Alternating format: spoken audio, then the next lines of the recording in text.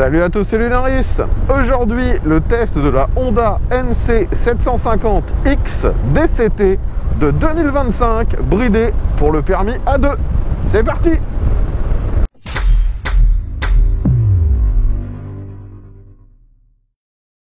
Les amis, on se retrouve de nouveau pour tester une Honda équipée d'une boîte automatisée DCT.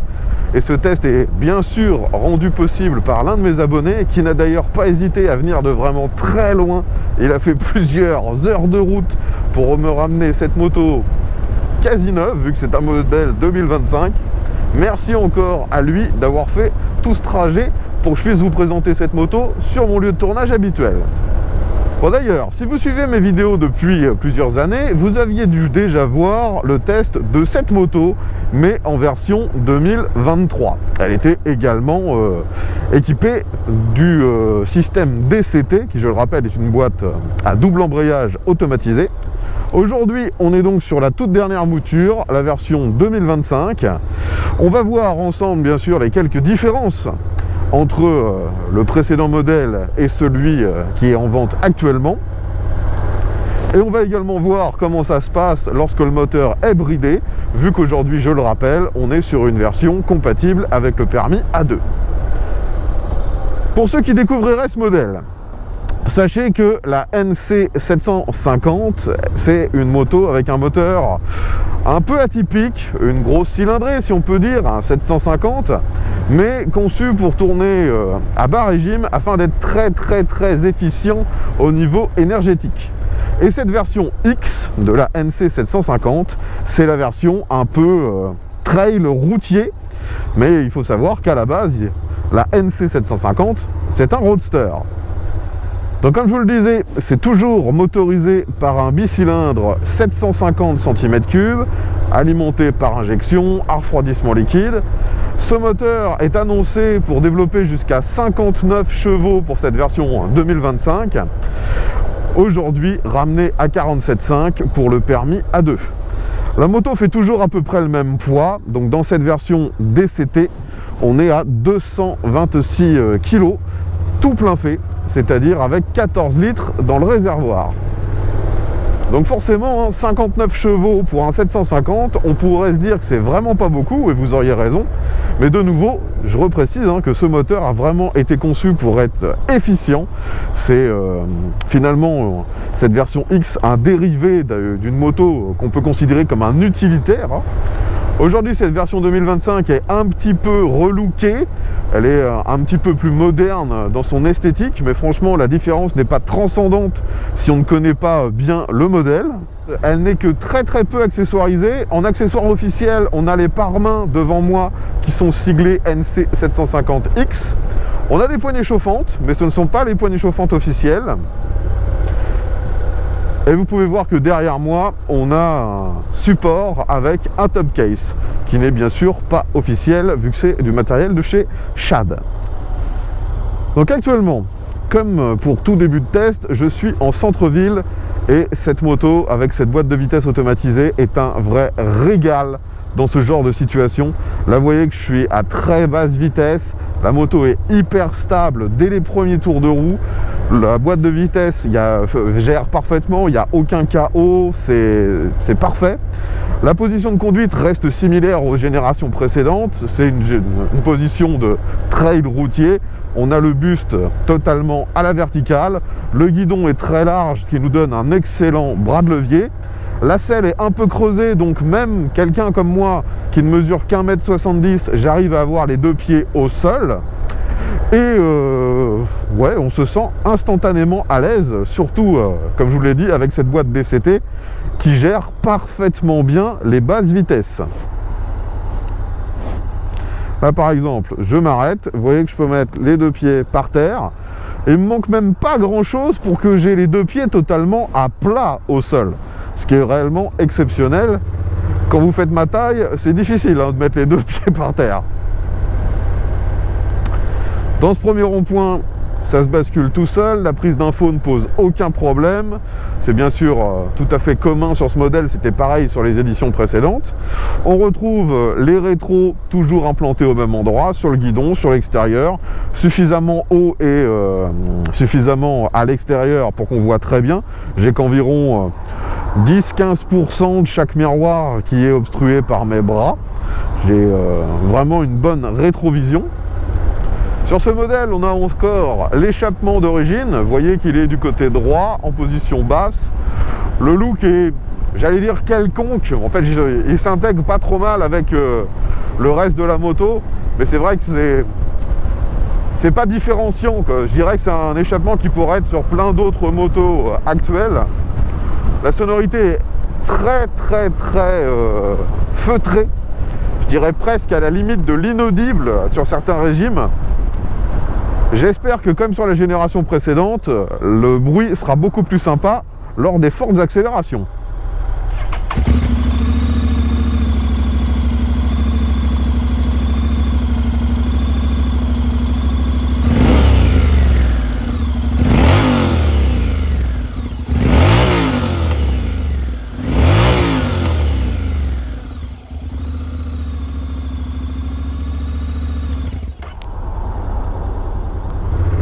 Ici d'ailleurs, on remonte rapidement à 70. Aucune difficulté. La boîte de vitesse est bien étagée. Là, je suis en mode standard. On en reparlera, mais vous allez voir qu'il y a plusieurs modes sur cette moto qui ont aussi un impact sur la boîte de vitesse. Par contre, dès que je suis au-delà des 50 km/h, j'ai énormément d'air et de turbulence en pleine tête. Là, je suis à 70 et ça devient déjà extrêmement désagréable. La bulle devant moi est celle d'origine. Elle n'est ni rehaussée ni réglable. Hein. C'est un modèle très basique. Et malheureusement, je dois être trop petit. Là, ça me crée énormément de remous en pleine tête. De nouveau, je me mets à 70. Et j'espère que vous m'entendez bien, car je me sens l'obligation de hurler pour entendre ma propre voix. C'est assez pénible. Si j'essaie de me mettre un tout petit peu plus haut, bah finalement le flux d'air est moins concentré sur mon visage quand je suis debout et j'ai moins de problèmes, j'ai moins d'air lorsque je suis debout. Donc je pense vraiment que la bulle n'est pas du tout adaptée pour moi. Ce serait peut-être même plus efficace de l'enlever si vous êtes petit comme moi. Après, sachez que Honda propose d'autres bulles en option. Il y en a même une qui est réglable. Alors nous arrivons maintenant dans le passage que je prends à chaque fois à basse vitesse. J'ai bien sûr pas à me soucier de la boîte de vitesse, ça se passe tout seul. La moto est extrêmement manœuvrable, hein. On ressent pas du tout le poids, hein. 226 kg, on a l'impression qu'elle fait minimum 50 kg de moins. Sur cette machine, ce sont des roues en 17 pouces. Et à l'arrière, on a un pneu en 160. Donc c'est vraiment un trail routier, hein. D'ailleurs, vous pouvez voir que le propriétaire a déjà remplacé les pneus. Actuellement, ce sont des Road 6 de chez Michelin. Parce que, bien que la moto soit récente, il a déjà parcouru à peu près 12 000 km. Donc, il a déjà eu à remplacer les pneus d'origine qui, normalement, sont des Dunlop, si je ne me trompe pas. Les amis, vous reconnaissez les lieux. On est ici, bien sûr, pour tester l'accélération. Je rappelle qu'aujourd'hui, on est sur une machine bridée pour le permis A2. Donc, 47,5 chevaux pour 226 kg. Ce qu'on va voir aujourd'hui, c'est surtout est-ce qu'il y a encore une différence de comportement notable malgré le fait qu'elle soit bridée. On a une moto moderne, donc elle a différents types d'injections et on a aussi différents paramètres qui modifient la boîte de vitesse. Les deux sont liés maintenant, on ne peut pas vraiment dissocier boîte de vitesse et paramètres moteur. Donc d'origine, on a plusieurs modes. Là, depuis tout à l'heure, je suis sur le mode standard. On a un mode sport.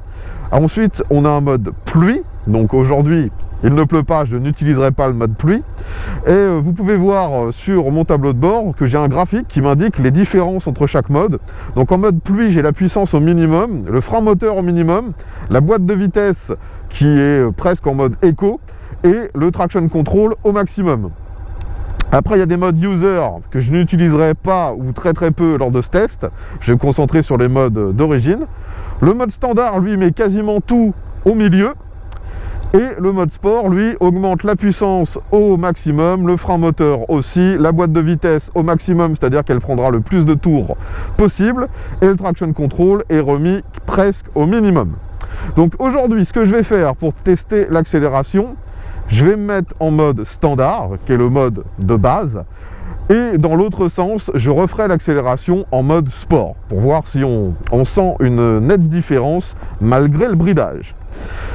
Allez, c'est parti. Donc de toute façon, j'ai pas de sélecteur et pas de levier d'embrayage, hein, c'est totalement automatisé. On va faire confiance à la boîte. Je n'utiliserai pas les palettes qui me permettent, si je me mets en mode manuel, de forcer le passage des vitesses. Là, moi, ce que je veux voir, c'est comment la boîte se comporte d'elle-même.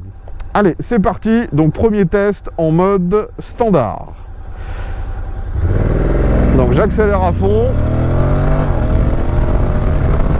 Et on arrive à 100. Donc je suis à 100 en troisième. Et même en mode standard, vous avez pu voir que les vitesses sont montées à presque 7000 tours. Donc je me demande s'il y a vraiment, comment dire, des différences à attendre d'un mode à l'autre. Parce que là, en mode standard, 7000 tours, je me doute bien que le mode sport va pas me monter à 10 000. On va faire un petit demi-tour. Alors vous voyez de nouveau que je touche des deux côtés, donc ça c'est vraiment pas mal. Je donne un tout petit peu de gaz, je gère avec ça, vu que j'ai pas d'embrayage. Hein. L'angle de braquage est vraiment pas ouf par contre. Hein. Vous voyez que là je suis à 2 doigts de sortir de la route. Hein. Pour une moto qui se veut trail routier, presque utilitaire urbain, je trouve que l'angle est quand même vachement grand. C'est pas le top. Maintenant, mode sport. Et on est reparti. Et ensuite, je testerai également le freinage. Allez, c'est parti. Let's go.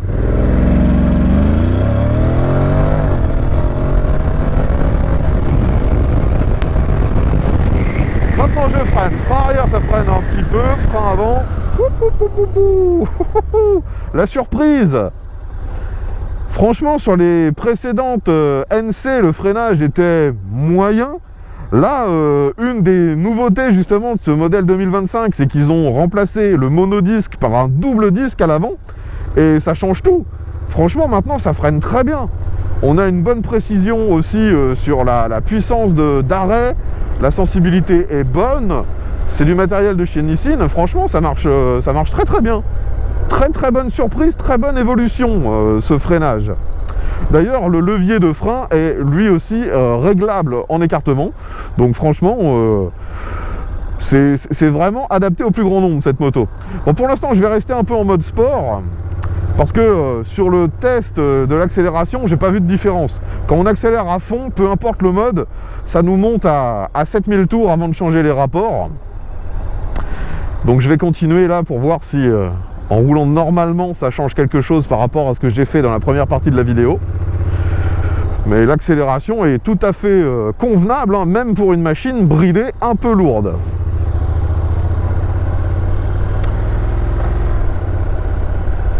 Donc là vous voyez que ça a changé de rapport en plein virage dans ce rond-point, mais c'est absolument pas perturbant, hein, c'est audible, mais on n'a pas de soubresaut mécanique ou de tremblement. C'est plutôt efficace. Par contre, ce qui me gêne toujours autant, c'est dès que je prends un peu de vitesse, le flux d'air que j'ai en pleine tronche est insupportable. Ouais, je vais finir par faire le test debout, hein. J'ai beaucoup plus d'air alors que je suis assis quand je suis debout. Donc là vous voyez que quand je suis à 80 en mode sport, il me laisse en 4e afin d'avoir de bonnes relances. Alors que lorsque j'étais tout à l'heure en mode normal, là j'aurais déjà été au moins en 5 voire en 6. Les commodos sur cette machine sont assez modernes. Donc on a bien sûr de quoi gérer l'éclairage. On a aussi ce qui gère les modes pour les cartographies d'injection et la boîte de vitesse. On a les boutons plus-moins pour forcer le passage des rapports si nécessaire. Sur la droite, démarreur, coupe-circuit. Et ensuite, on a un bouton qui permet de choisir si on est en neutre, en drive ou en manuel pour la boîte de vitesse. Et j'allais oublier, on a également des feux de détresse. Le compteur est maintenant confié à un écran couleur. C'est une des nouveautés de ce modèle 2025. C'est d'ailleurs quasiment le même écran que sur les CB 650. Donc l'écran est bien lumineux, bien lisible. Sur celui-ci, on retrouve bien sûr la vitesse, le contour, le rapport engagé, le mode sélectionné. On peut avoir des informations concernant les paramètres de chaque mode, la conso instantanée, la conso moyenne, la jauge de carburant bien évidemment. Enfin, vous pouvez paramétrer aussi ce qui est affiché. Il y a plusieurs thèmes d'affichage qui sont proposés. L'intégralité des menus sont en français. C'est pas trop mal, il faut juste prendre le temps de comprendre la logique dans l'informatique de l'écran. Mais sinon, franchement, c'est plutôt complet. Bon là vous voyez que je suis de nouveau en ville et en mode sport, ça fait que j'ai toujours le moteur qui ronronne à environ 3000 tours, sauf que ça n'a globalement aucun autre intérêt que de me faire des petites vibrations qui me remontent dans l'air pose-pied et dans la selle. Donc je vais tout de suite me remettre en mode standard en fait, parce que je vois pas trop l'intérêt. Et voilà, en mode standard, je tourne à beaucoup plus bas régime. Là je suis redescendu en dessous de 2000 tours. Et d'ailleurs, lorsqu'on est vraiment une conduite économique, l'écran affiche un petit logo Eco. Vous voyez que là je suis stabilisé à 40 et ça m'indique Eco. Bon après, comme je vous l'ai dit, si les paramètres de base standard, sport ou rain ne vous conviennent pas, vous pouvez paramétrer ce qui vous convient le mieux. Si vous préférez avoir par exemple la puissance au max mais le moteur au minimum, et ben vous pouvez le paramétrer de vous-même sur les modes User 1 et User 2. Ici de nouveau un passage à basse vitesse. C'est tellement facile à manœuvrer que c'en est surprenant. Bon, par contre les suspensions semblent un peu raidos. On va confirmer ça dans quelques temps, mais là je me suis tapé un petit creux et franchement j'ai été un peu secoué. Là je vais sortir de l'agglomération, je suis en mode standard, je suis en côte, j'accélère fort. Vous voyez qu'instantanément ça m'a redescendu d'un rapport et je reprends très efficacement de la vitesse et ça n'hésite pas à monter dans les tours lorsque j'accélère fort. Donc finalement, même en mode standard, on peut réaccélérer très fortement, il n'y a pas de problème. Maintenant j'arrive sur un Dodane, donc je suis à 30 km/h. Ouais, et comme je vous le disais, c'est quand même assez raide. À l'avant, on a une fourche classique, elle n'est pas inversée et elle n'est pas réglable non plus. Derrière, on a un amortisseur qui lui est uniquement réglable en précharge. Et ouais, la suspension, c'est peut-être pour moi ce qu'il y a de moins bien sur cette moto. Je vais essayer de prendre le prochain Dodane à peu près 40, peut-être un peu plus. Là, je suis à 45. Ouais, d'un côté, c'est pas confortable et d'un autre côté, c'est trop mou sur les gros chocs. La suspension, c'est pas ouf.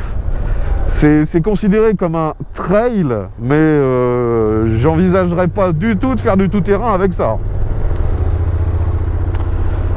J'arrive maintenant dans une succession de virages et je reste en mode standard. Voyons si ça peut être fun néanmoins. J'accélère un peu fort. Bon, assez vite de la vitesse, ça se penche très bien. Le freinage est vraiment rassurant. La machine se déplace très très bien d'un angle à l'autre. Franchement, c'est sur le niveau dynamique sur route que c'est bluffant. Et finalement, vu que la fourche à l'avant est quand même un peu raide, lorsque je freine fort, elle s'enfonce pas tant que ça. C'est vraiment pas mal. Mais je le redis, niveau confort, c'est pas fou si vous tapez sur des gros chocs. Et la selle, de nouveau, ne semble pas être d'un confort exceptionnel. Allez, ici, ça se penche tout seul, c'est vraiment hallucinant. Et je réaccélère fort.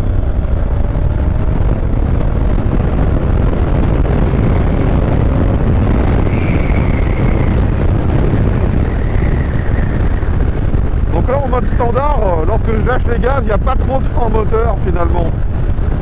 Je vais me remettre en mode sport, voir s'il y a une grosse différence. Allez, on va doubler cette utilitaire.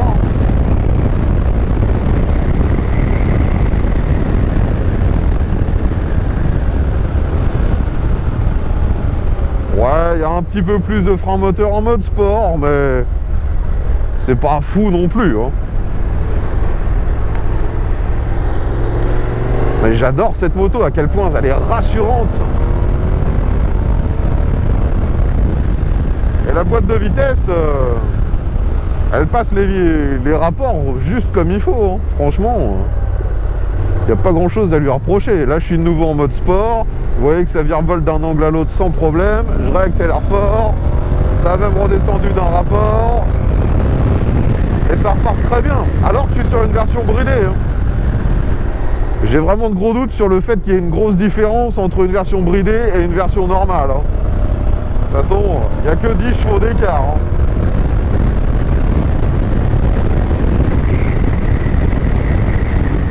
Allez, maintenant on va passer sur l'autoroute. Je suis toujours en mode sport, la prise d'info pose pas de problème. J'accélère à bon coup, ça a redescendu d'un rapport. Et je vais dépasser. Donc à environ 110-120, j'ai quand même énormément d'air, que ce soit sur les jambes, sur la tête, sur le torse, j'en ai partout. Là ça m'a stabilisé, je suis à 120 en 6ème.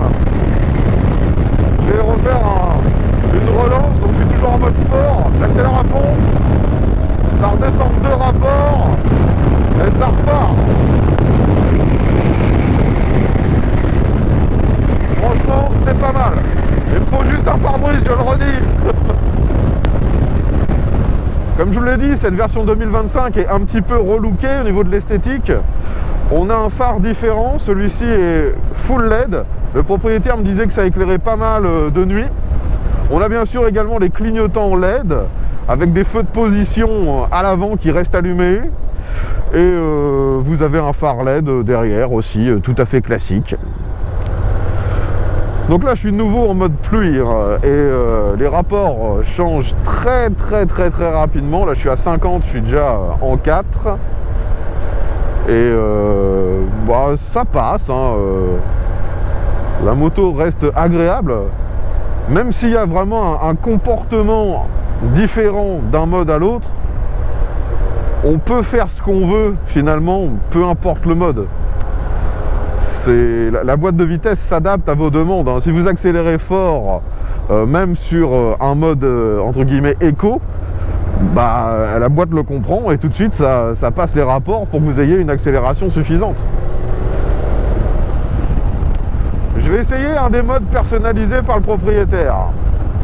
Donc le propriétaire sur User 2, il a mis la puissance aux 3/4, le frein moteur au maximum, la boîte de vitesse aux 3/4 et le traction control aux 3/4 également.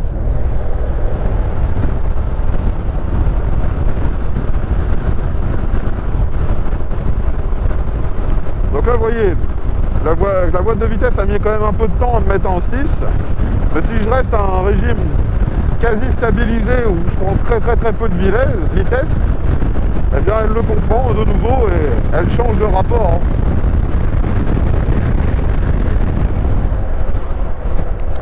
Allez, pour l'expérience, maintenant je vais me mettre en mode manuel. Donc là, je redescends mes rapports avec les gâchettes.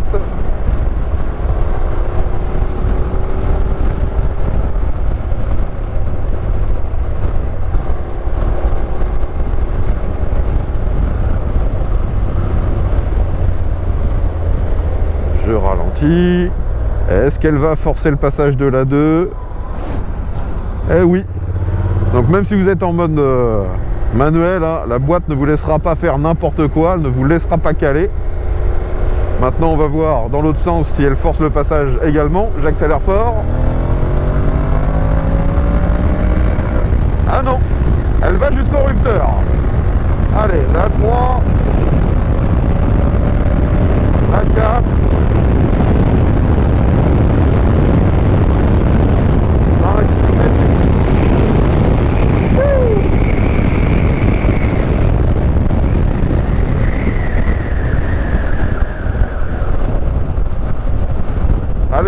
mode normal. Donc le mode manuel peut être utile si vous voulez garder un contrôle sur le passage des rapports, si vous trouvez que ça passe pas au bon moment, mais franchement, moi j'ai jamais ce sentiment, donc je trouve que c'est plus un gadget qu'autre chose. Donc finalement, sur cette moto pour l'instant je n'ai que deux déceptions. La première, c'est bien sûr la bulle qui ne sert à rien, vous m'avez entendu suffisamment pester là-dessus lors du test. Et le deuxième, c'est l'échappement. De mémoire, c'était un peu plus rauque et un peu plus sympa lorsqu'on accélérait fort sur la version précédente. Après, au niveau des aspects pratiques, cette moto est toujours équivalente aux précédentes, donc on a un rangement énorme qui peut même contenir un casque au niveau du réservoir. Si vous souhaitez rouler avec un passager, il n'y a pas réellement de problème, la selle est suffisamment longue, il y a des poignées de maintien, les repose-pieds sont bien placés, et si comme aujourd'hui vous avez un top case, ça fera office de dossier. Comme je vous l'ai déjà dit en préambule, la force de cette gamme de motos, c'est la consommation.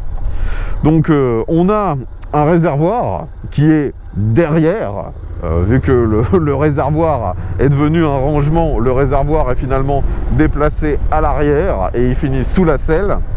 Celui-ci fait 14 litres et la moto est donnée par le constructeur pour une consommation moyenne à 3,5 litres au 100. Ce qui m'a été confirmé par le propriétaire. Il a déjà parcouru près de 12 000 km et il a bien une conso moyenne à 3,5 litres au 100. Donc ça donne une très bonne autonomie et cette moto, c'est vraiment son point fort. Elle consomme très peu. Maintenant, que conclure sur cette version 2025 de la NC750X par rapport à la précédente? Forcément c'est mieux parce que déjà on a le tableau de bord qui a vraiment été modernisé, on a le freinage qui est largement amélioré, donc rien que pour ça je ne peux que vous conseiller une version 2025. Pour le reste, c'est au mieux du gadget ou alors c'est strictement pareil à ce qu'on avait déjà avant. La bonne surprise par contre, c'est que Honda a baissé le tarif de ce modèle. Si vous regardez actuellement sur leur site, cette moto est vendue pour un petit peu moins de 9 000 €, là où elle était vendue un peu moins de 10 000 € sur les années précédentes. Donc visiblement Honda est en train de repositionner ses tarifs, je pense pour revenir à des tarifs plus concurrentiels face aux marques chinoises. Et franchement pour nous c'est tout bénéfice, surtout que la qualité de fabrication est toujours là, c'est réputé extrêmement fiable et en plus depuis cette année Honda garantit toutes ses motos 6 ans en France. Par contre sachez que cette moto n'est plus disponible avec une boîte mécanique.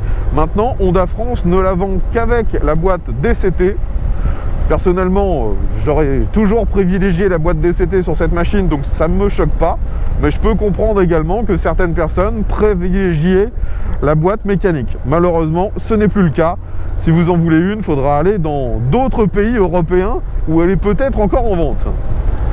Donc voilà les amis, tout ce que je pouvais vous dire sur cette nouvelle NC750X A2 et DCT également. Si vous avez des questions, l'espace commentaire est là pour ça, vous connaissez la procédure. Si vous avez testé ou si vous avez pris possession de ce modèle, n'hésitez pas également à nous faire part de vos retours d'expérience, ce sera grandement apprécié.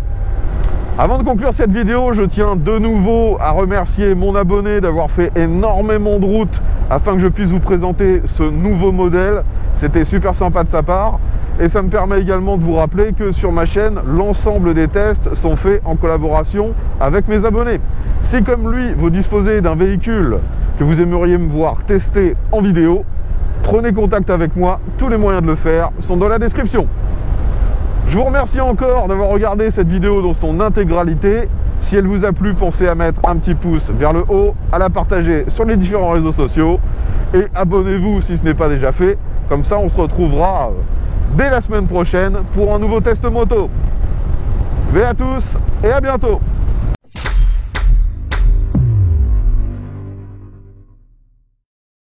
Une particularité de ce modèle 2025, c'est qu'on a aussi maintenant certains plastiques de la moto qui sont faits avec un plastique recyclé.